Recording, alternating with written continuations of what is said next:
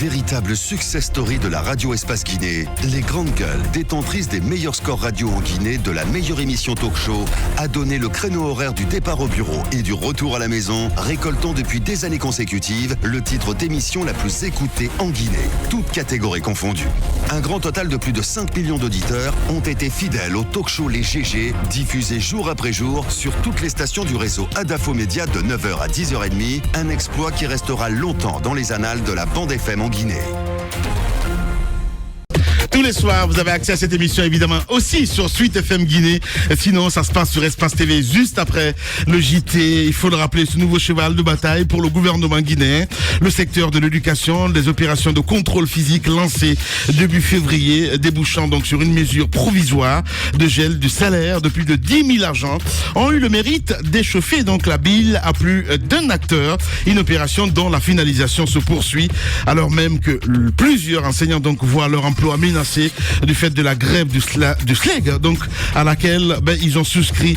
De quel besoin procède l'opération de contrôle? Nous posons cette question ce matin sur Radio Espace, mais aussi sur Espace TV.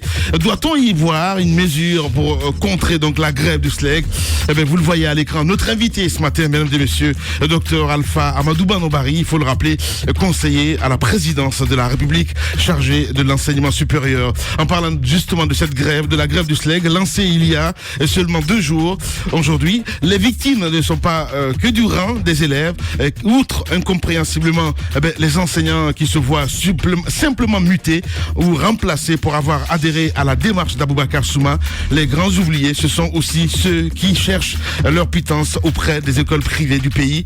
Comment les enseignants du privé réagissent-ils au mouvement de grève par le SLEG? Nous essayons de comprendre ce matin avec monsieur Numa Sori Leno, il faut le rappeler, premier secrétaire général adjoint du syndicat national des enseignants du privé de Guinée. Vous allez l'entendre ce matin chez les grandes gueules. Alors, beaucoup de réactions ce matin sur notre plateforme. On va essayer de partir avec les auditeurs qui sont très nombreux à réagir évidemment sur Twitter. Entre autres, nous avons Lamarana Yemberin qui réagit ce matin. Oui, l'union force qui balaye ce prise en otage de nos institutions. C'est le peuple à chaque fois qui souffre. Donc c'est Lamarana Yemberin qui nous envoie ce message. Sur le hashtag Espace GG, Mahmoud Condé, on va y aller avec ses auditeurs très nombreux ce matin à réagir évidemment, le temps que ça s'ouvre de l'autre côté, sinon on va y aller sur l'autre plateforme avec le SMS de Alpha Moussa Makadiabi qui réagit. Bonjour Lamine et à toute l'équipe, on ne peut pas être plus inspecteur que Moussa Moïse s'il a dans ce pays. Je comprends pourquoi et comment la complicité était parfaite entre Kelle Fassal et son DAF Karim Nabé, et Dieu a sauvé la Cour constitutionnelle en l'offrant l'actuel DAF qui est apprécié de tous et reconnu comme un homme incorruptible et rigoureux. Tu fais bien de ce terme, mon cher ami Alpha Moussa Makadiabi. Voilà, il est dans la cour des grands maintenant et le film en a intitulé ce matin. On va y aller, mon cher ami. On a continué le débat entre nous ici pendant la pause et il est ressorti que, par omission, Moussa Moïse a oublié de dire quand même ce chiffre. Le président de la Cour constitutionnelle avait un salaire de près de 72 millions de francs guinéens par mois. Alors, les sages finalement qui volent dans les caisses de l'État, comment voulez-vous qu'on s'en sort? Et 72 millions, imaginez-vous 72 millions de francs guinéens, Dr Banon ne va pas me dire le contraire. Ça veut dire qu'elle fasse ça lui seul est capable de payer une dizaine d'enseignants qui demandent les pauvres 8 millions de francs guinéens, etc.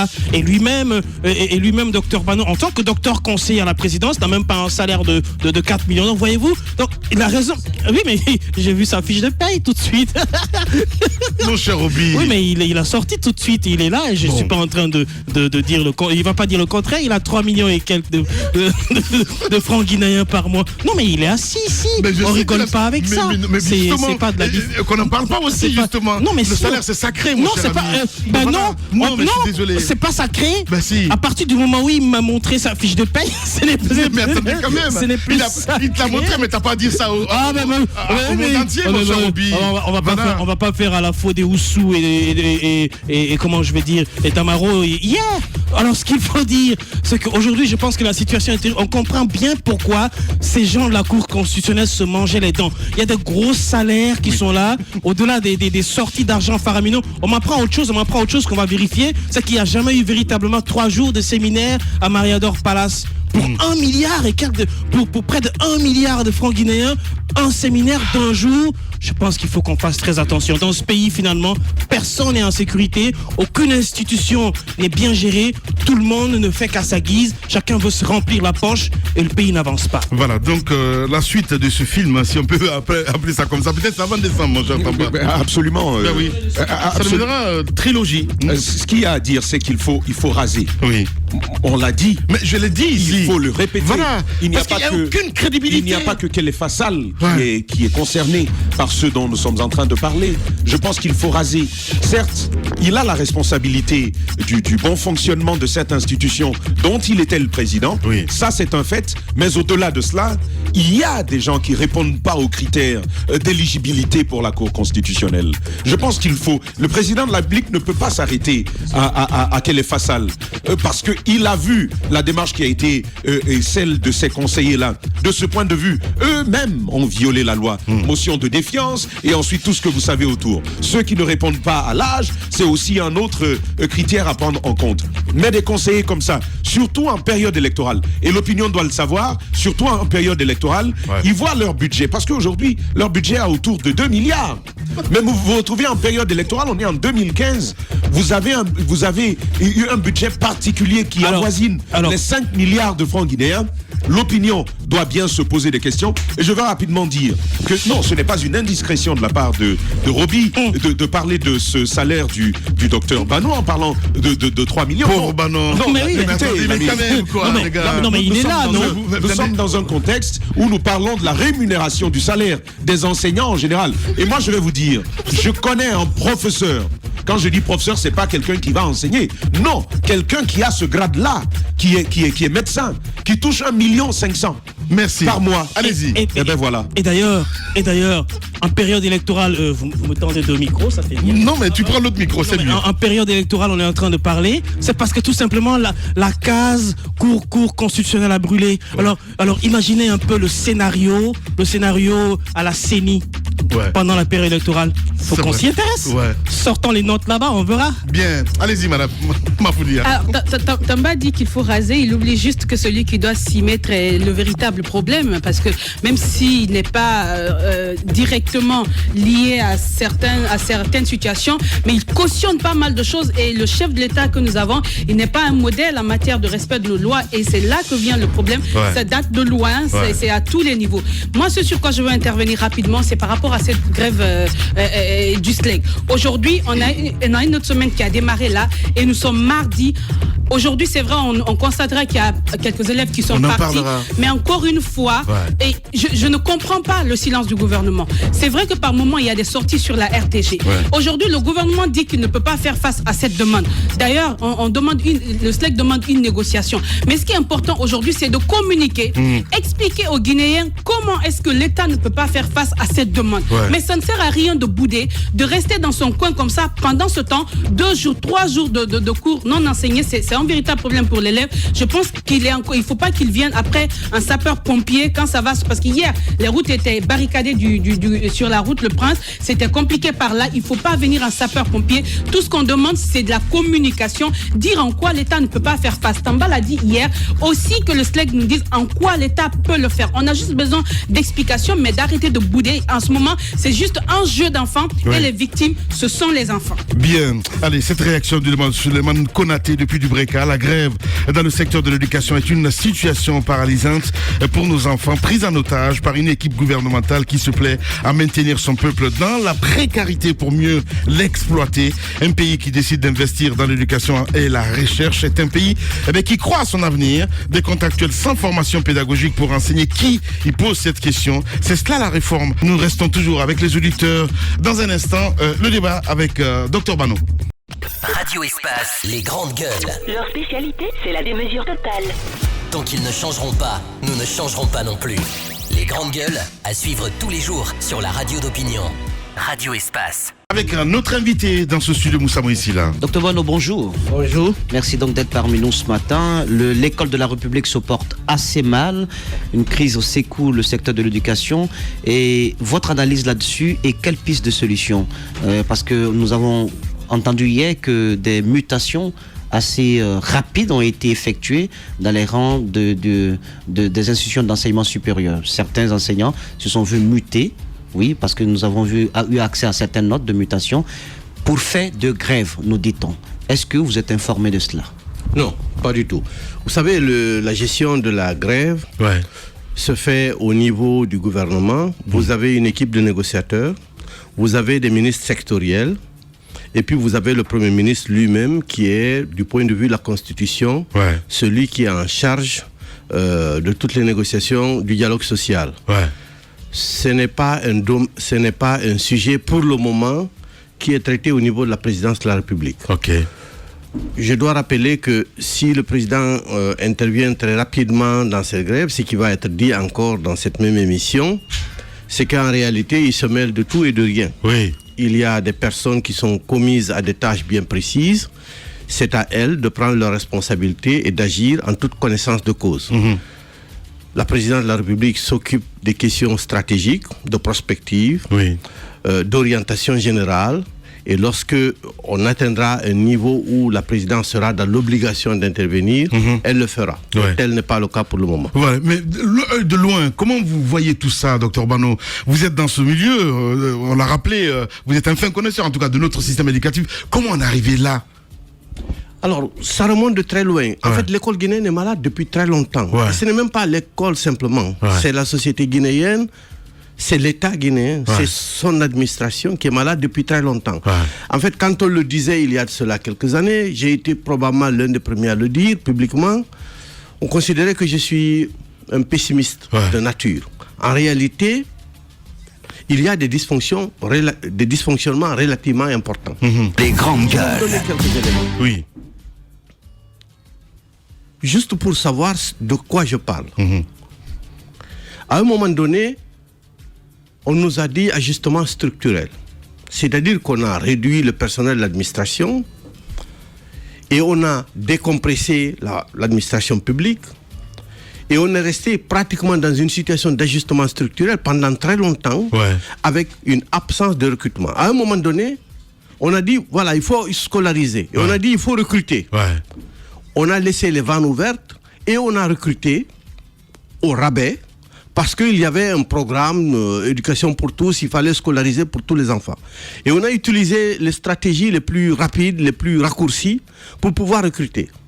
L'aboutissement, c'est que du point de vue de l'amélioration du taux de scolarisation, la Guinée a progressé. Il ne faut pas oublier qu'en 1984, on était en deçà de 50% d'un taux de scolarisation. Aujourd'hui, on est dans les environs de 85-87% du taux de scolarisation. Mais en même temps, il y a eu une baisse drastique du niveau. Parce que tout simplement, vous savez, l'amélioration du niveau. Je vous donne juste un chiffre. Le ratio élèves-maîtres dans l'école publique guinéenne est de 74 élèves en moyenne pour un enseignant. Le ratio au niveau du privé est de 33 pour un élève. Taux d'encadrement extrêmement élevé. Et ce ratio, je ne parle pas du ratio de Conakry, je parle d'une dimension, d'une moyenne nationale. À Conakry, c'est au-delà de cela. Quand vous prenez le niveau de qualification du personnel du système éducatif, je vous donne quelques chiffres. Au niveau du primaire guinéen public, vous avez plus de 25% des enseignants du primaire qui ont un niveau inférieur au baccalauréat. Alors que dans le privé, vous avez moins de 5% qui n'ont pas le baccalauréat. Vous prenez au niveau du secondaire. Nous sommes, alors que le public guinéen, l'école publique guinéenne fait dans le secondaire sensiblement 2 millions et quelques d'élèves. Vous avez, alors que le privé fait 1 million et quelques, vous avez 2 fois plus d'enseignants dans le privé que dans le public. 18 000 dans le privé, 8 500 et quelques dans le public. Vous partez à l'université. Au moment où moi je suis rentré du Canada, nous étions en Guinée dans les environs de 35% de titulaires d'un doctorat dans le système universitaire guinéen. Aujourd'hui, les chiffres que nous avons indiquent que 51% des enseignants du supérieur ont un niveau de qualification égal à la licence ou à la maîtrise. 31% ont le niveau du 2A ou du master et vous n'avez que 18% qui ont le doctorat. Et sur ces 18%, vous avez 8% qui doivent aller à la retraite d'ici 2021-22. Ouais. Mais pourquoi voilà, ce sont des faits. Ouais, je comprends tout ça. Et pourquoi ce réveil tardif, si on peut se me dire ainsi? On parle de 10 000 quand même, mon cher Tamba, c'est pas rien du tout. Alors sur les chiffres... Je parle des contrôles, évidemment. Oui, justement, j'aimerais embrayer avec cela. Et comment résoudre cela? Comment revenir à de meilleures statistiques par rapport aux statistiques que nous avions il y a encore quelques années? Ouais. Est-ce là le besoin de procéder à ce contrôle, Dr Bano? Alors, vous savez, en fait, on ne s'occupe... Bon. Une grève, c'est conjoncturel. Ouais. Les grandes gueules. Nous nous occupons du structurel. Ouais. C'est en février 2018 que le président a instruit le ministère de l'administration du territoire de procéder à un contrôle de l'intégralité du personnel du MENA. Ouais. Vous savez, dans le sous-secteur de l'éducation, vous avez 3 ministères. Ouais. Vous avez le MENA, dans les chiffres que nous avions, qui disaient qu'il y avait 44 493. Le supérieur, 2300 et quelques. Ouais. Et l'enseignement technique, 2040. Le président a donc instruit le ministère de l'administration du territoire. Étant donné que chaque fois qu'il va sur le terrain, les 3 demandes qui lui sont faites par les communautés, trouvez-nous des enseignants, trouvez-nous du personnel de santé, et aidez-nous à refaire la route. Ouais. On avait les chiffres de la fonction publique du secteur de l'éducation.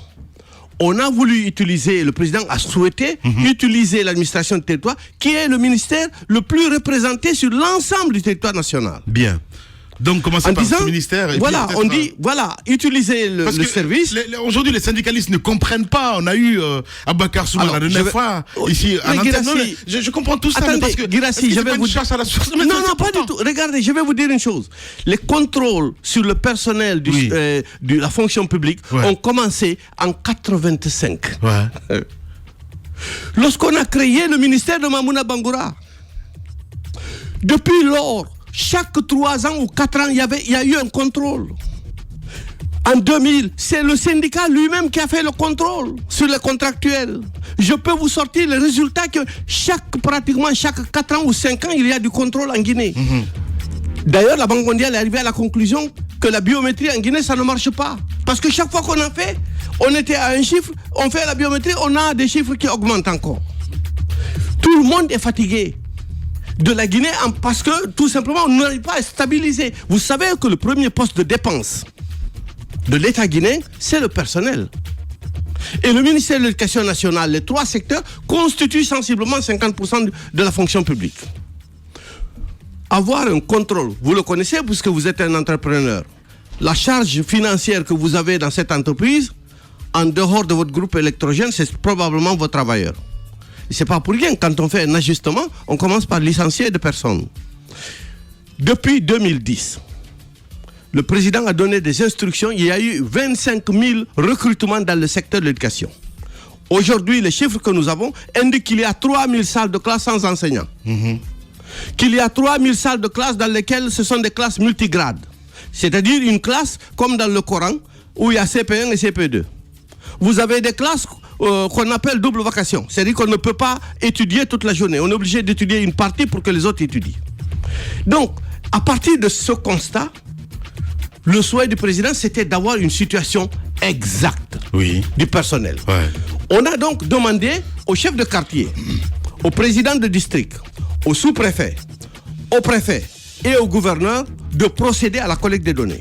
Ils ont reçu un tableau qu'ils devaient remplir, dans lequel vous avez gouvernorat, préfecture, sous-préfecture, le quartier, le nom de l'école, le numéro matricule, le nom de l'enseignant, le prénom de l'enseignant, la classe tenue ou le cours dispensé ou la fonction exercée.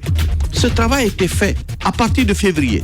Février, mars, avril. Vous savez, quand on fait du travail, on ne communique pas. Vous n'avez jamais entendu parler de ça. Ça s'est fait sur l'ensemble du territoire. Les résultats sont venus à Conakry. Il y a eu une saisie. L'équipe a saisi l'ensemble de ces données. Ça a été croisé avec le fichier FGA, qu'on appelle FGA, le fichier du budget, qui sert à payer. Ce croisement a indiqué qu'il y avait des gens qu'on n'a pas retrouvés.